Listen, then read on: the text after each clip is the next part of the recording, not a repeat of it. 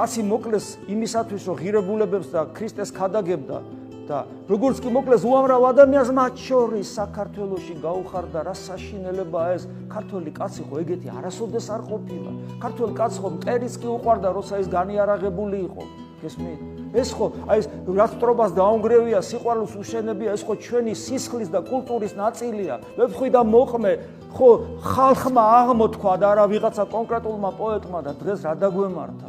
როგორ შეიძლება მტერიც კი რომ მოკლან, გიხაროდეს და როგორ შეიძლება ახალგაზრდა პატარა ბავშვების თვალწინ მოკლული ადამიანის სიკვდილი გიხაროდეს და ეს გამოხატო. აქედან ერთი ნაბიჯი ანტიქრისტეს გამეფებამდე. ესმით ერთი ნაბიჯი და ჩვენ შეიძლება ყველა მოვესწროთ ამას, იმიტომ რომ ისი ახლოს არის აი ამ მდგომარეობის გამო ანტიქრისტეს სული ხშინავს, უკვე მისი ოხშივარის სურნელება გასთელ სამყაროში შეიძლება ასე ითქვას. დღეს რო გახვიდე გარე და ქრისტე ღმერთია, აი ეს რომ გულმხურვალები დილაპარაკო ვიღაცა გესვრის და მოკლავს მხოლოდ იმიტომ რომ ამ სიტყვას ამბობ. და მე აღმოჩნდება უამრავი ადამიანი რომელიც იმ ყოველს ტაშ დაუკრავს, მათ შორის საქართველოშიც. გონიერება ვიქონიოთ. შეგვეძლოს გარჩევა კეთილისა და ბოროტისა. ვერ ვარჩევ დღეს საქართველოში ადამიანების სიკეთე სად არის და ბოროტება სად არის.